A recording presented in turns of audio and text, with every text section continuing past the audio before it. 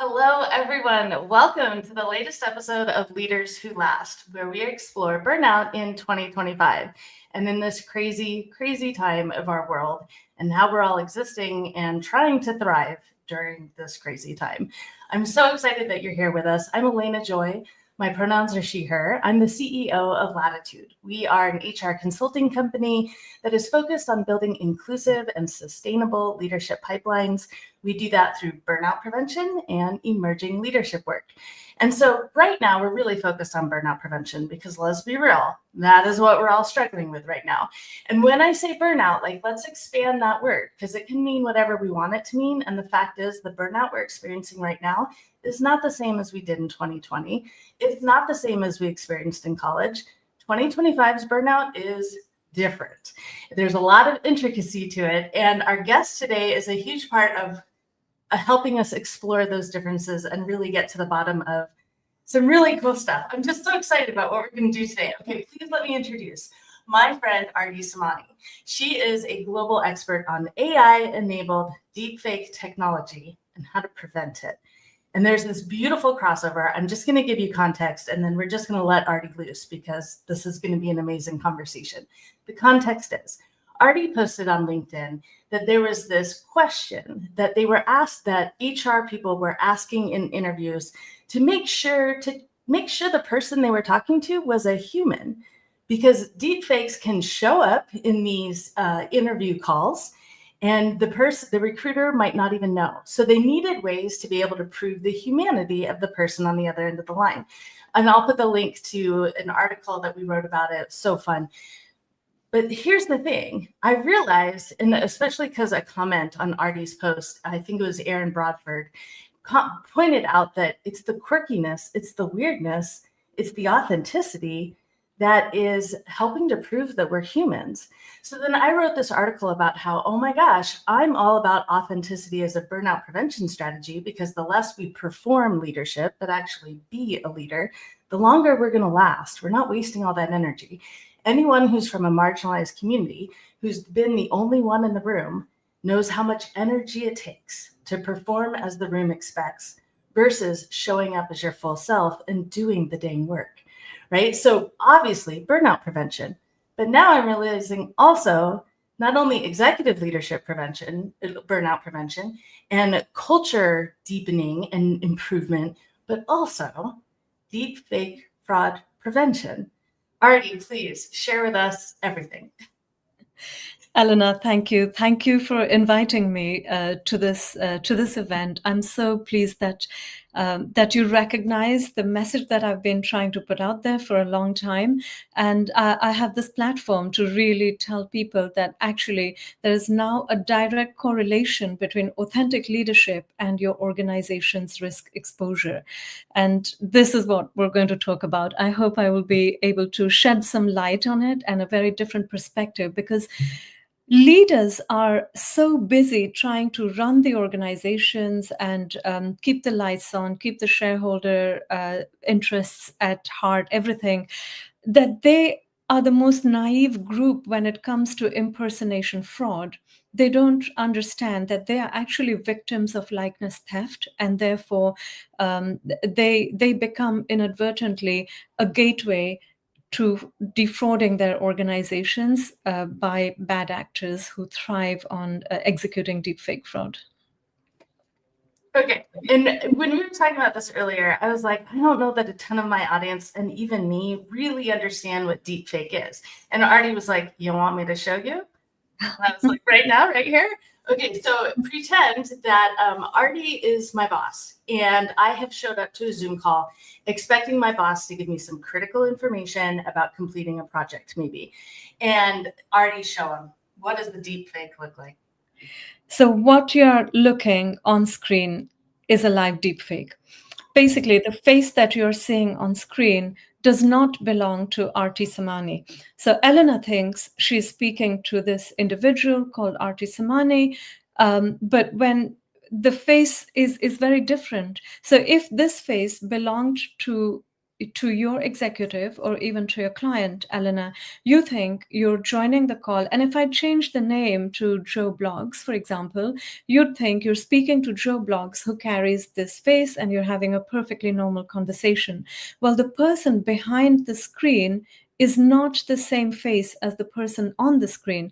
So in this case, Arti Samani is the fraudster who is pretending to be Joe Blogs, the client or the executive leader that Elena thinks she's talking to. Now, this is perfectly normal. It is perfectly normal in the context of deepfake. It's crazy. It's wild. It's wild.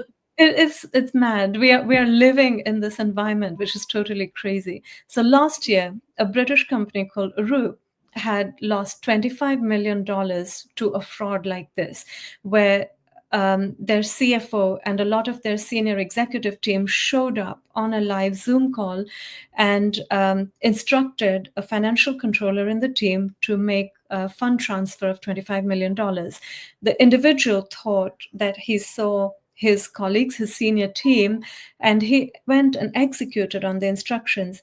Every single face on that Zoom call was a deep fake, except the victim, which was the financial controller. So the technology that I'm showing you right now is very similar to the technology that that was used in the fraud last year. I'll come back to my true self, so I'm not freaking out. Yes. Okay, this is much better. But yeah, so if I take a kind of step back and really explain what we mean by these terms, right? A lot of our audiences may not know what we are talking about when I say deepfake fraud. So I just want to say, like, when deception as a service is a real business model right now. I'm not making this up. So, we have software as a service, et cetera, et cetera. Well, we now have crime as a service and deception as a service as real business models.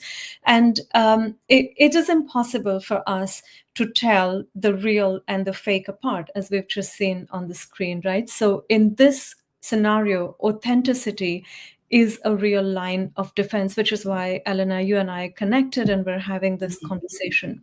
So deepfake is when someone with bad intentions will take a piece of media about you. And a piece of media can be a clip of your voice.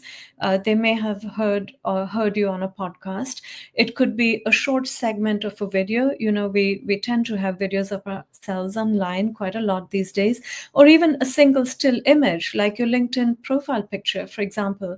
They might take this media and manipulate it somehow in a way that they make this media say or behave in a manner that you never would. You never said it. You never behaved in this way. But the media would have people think that this is really Elena and she said this thing which is so bad, or she gave me these instructions, or she behaved in this way which I didn't expect from her. It is designed to manipulate trust, and over time people lose trust in this individual, or they don't know what is real and what is authentic and what is fake. So it sounds like you, it looks like you, it is very believable, but it is not you. Someone else behind the scene is almost a puppeteer controlling what you say and how you behave. And this is what we call deepfake fraud or deepfake media. And when this deepfake gives instructions like reset my password, or give me this piece of information because I'm on the go and I need it right now, or click on this link to accept your bonus that I have just awarded you, or in the case of Hong Kong, transfer $25 million. Now your team will go ahead and execute it because they believe it's coming from you, because it sounds and looks like you, right? So and all of this is done with information that is available in the public domain. So it's really important, that we understand what this attack vector is, which is very real, present, and accelerating. But if I may, Elena, I want to talk about the facets of identity that we have as individuals and as executives. Absolutely, because I think that definitely is where it goes. Because when you first said that, like, okay, here's the risk that's out there. This is what is happening, right? And it can happen from your profile picture on LinkedIn. When you first said that, I'm not gonna lie, like I had this like gut punch, like, holy crap, nowhere is safe. Nothing is safe. I'm all over online. Anyone could get so much data from me. And then to think, okay, but the fact is, I'm not going to change what I'm doing or who I am because there's a threat out there. Like that is a lesson that a queer person learned a long time ago. So therefore, what can I do? And it seems to me like the answer is be wildly authentic in all of my communications so that there's a constant through line, and that if someone starts to question or doubt that there's communication from me, there's more evidence that it might not be me because I've never performed for them, right? I've always been. So is that kind of where you think it's going, is more of a leadership branding almost? Yes, absolutely. So there are multiple aspects to this, right? So there are steps that employees need to take, and they need to be trained in what those steps are, which is why we do these awareness programs, etc. And there are steps that executives need to take in order to prevent or protect, in order to firstly create a recognizable executive brand identity, protect that executive brand identity, and then also understand, in the event that it has been manipulated, what are the remedial measures, right? So when I talk about an executive brand identity, what I mean is we have multiple facets, right? When the way I show up as a business leader on an earnings call with an analyst is absolutely not the way I show up when I'm addressing my team in my all hands meeting, right? We are very different. I am more authentic in my all hands meeting than I am with the analyst, because that is a very transactional conversation, whereas with my staff, it is not a transactional conversation. It is more genuine, it is more authentic. The way I interview with a journalist in public domain is very different to the way I address my staff at the end of the year holiday video that I send out, right, as part of my best wishes card. So we have multiple facets in how we show up as leaders, in what our brand identity looks like. And internally, with our teams, the more we show up as authentic leaders, and authentic leaders, our internal brand, often authentic leader, constitutes our personality, our experiences, our leadership style, our values, but also our shortcomings.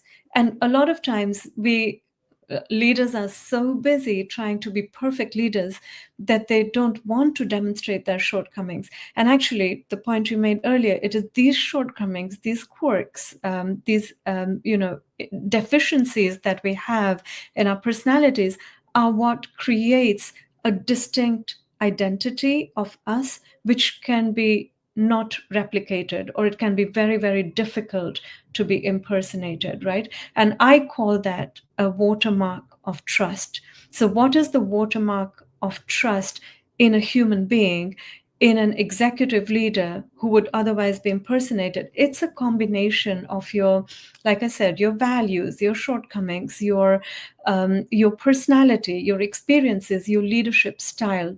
Because remember, voices can be cloned, but values cannot be altered by AI, right? So that's what we are dealing with. So that's why this conversation is so important. That authenticity and showing up as an authentic leader time and time again. So you are reinforcing that watermark of trust to the people whom you want to trust you.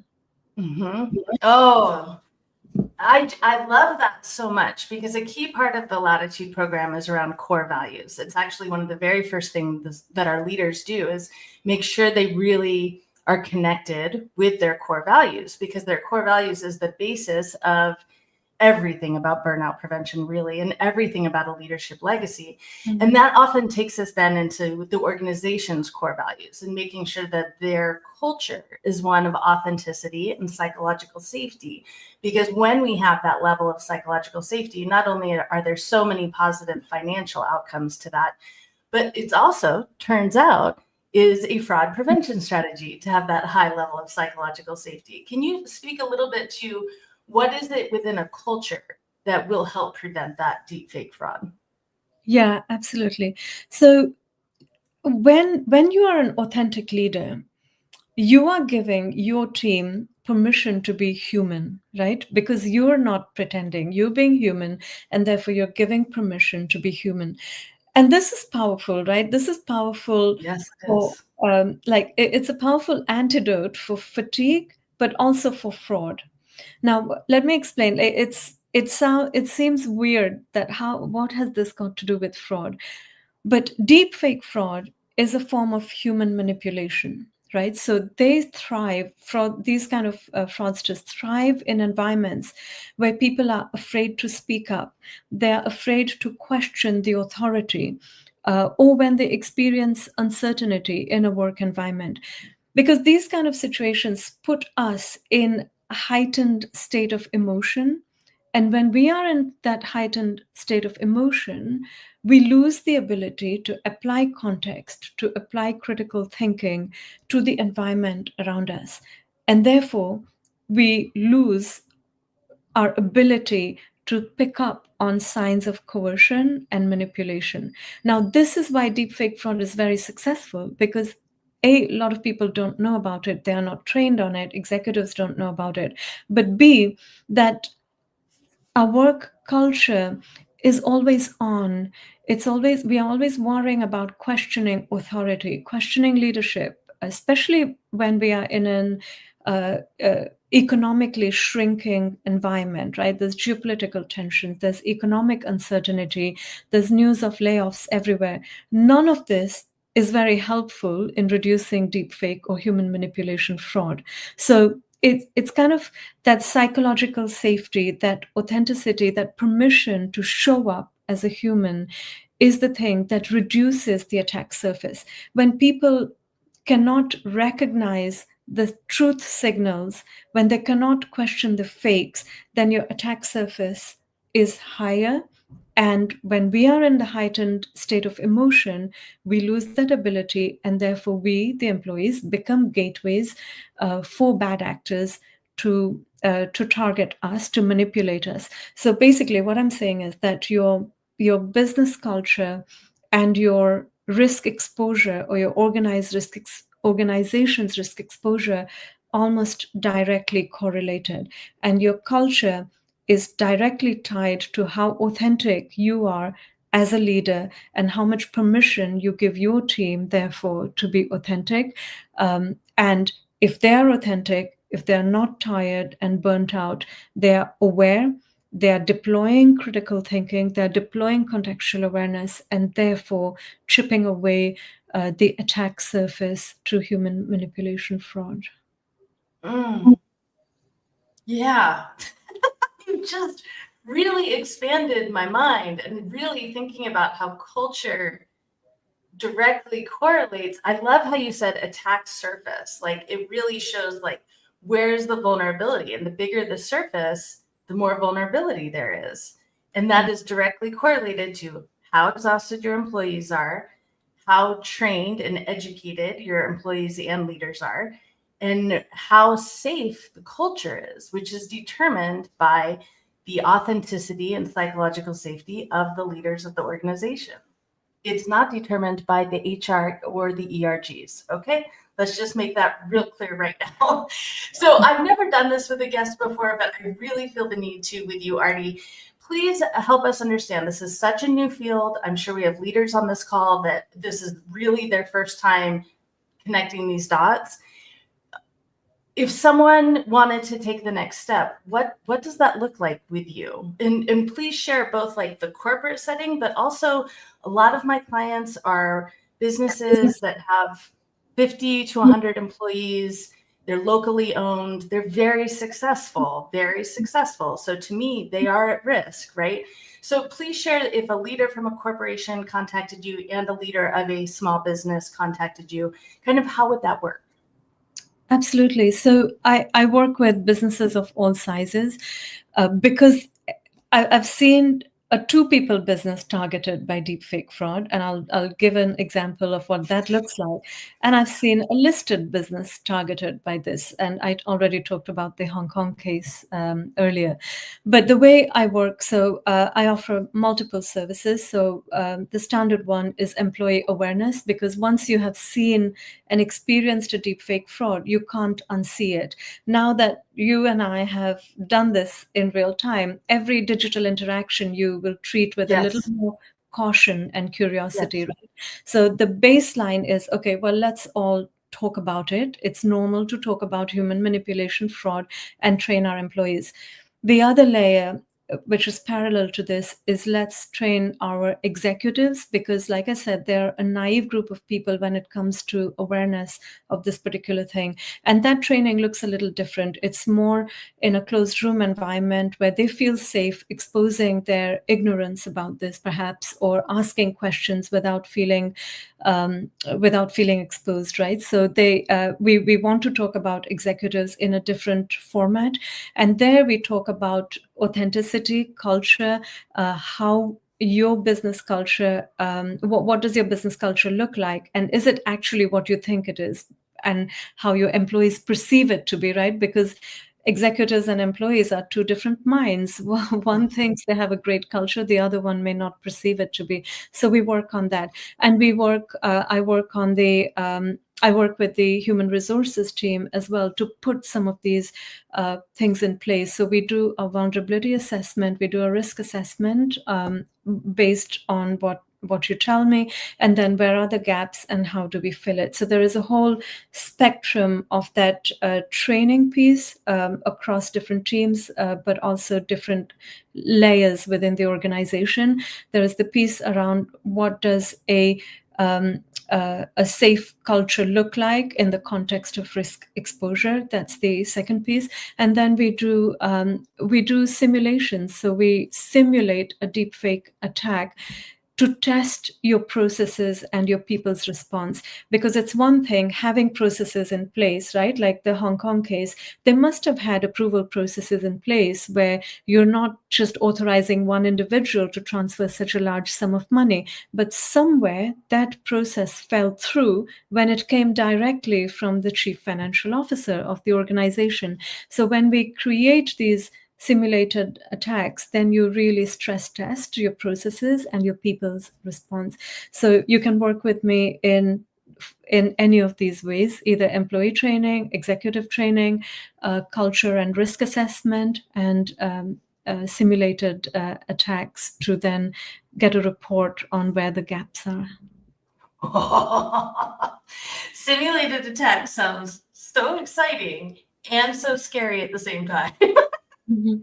I love it. Thank you so much, Artie. We're going to wrap up this interview with the same question we ask every single time. Here at Mhm. Latitude, we consider pursuing joy a burnout prevention strategy, not just an outcome. So we always like to ask, what are we doing to pursue joy these days? And for me, my answer this week is I had a beloved nephew graduate yesterday, which meant that I needed to interact with my mom, who I've been in no contact with since I came out. And it went really well. It went really, really well. And I'm so happy because it means a whole lot of healing has happened. And I'm just so much joy right there. Please, Artie, what are you doing to pursue joy these days? Well, firstly, congratulations. I feel so happy listening to this today, Elena. I'm very, very happy for you, because your relationships with your family are the most precious. And if they are going through difficult phase for whatever reason, that somewhere inside you that hurts, right? So I'm really pleased for you that you've been able to cross that bump. So well done. For me, my anchor in life is meditation. I have a meditation practice which I follow diligently, regularly. So that brings me a lot of joy. The two bookends to my day, and I look forward to them.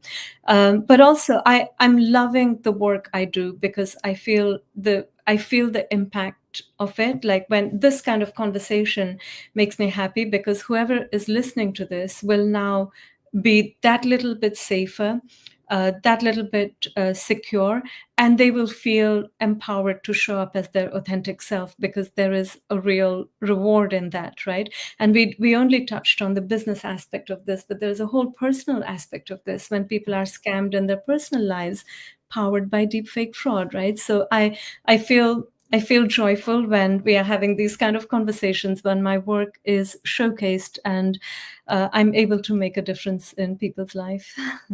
Huge difference, huge difference. And I could see that from the very minute that we met in some random Zoom call somewhere. Once I heard what you were teaching about, I knew how valuable it was and how much the world needed to hear it, because no one else is really talking about it the way you are. And I think our comment right here from one of our audience members really sums it up. This has been incredibly insightful and incredibly important for all of us to know. And I fully agree. Thank you so much, Artie. I appreciate you. And the audience, thank you so much for being here. Please join us next week. We're going to have an incredible conversation with Terry Flores, an HR employment lawyer. She's just such a badass here in Arizona. So excited to introduce you to her. And thank you for joining us today. Be good to yourselves, fam. I appreciate you. Thank you all. I'm really pleased you joined us today. I hope I have been able to add value to you. And thank you, Elena, for bringing this topic to light. Absolutely, my pleasure. Thank you all. Have a great day. Bye-bye.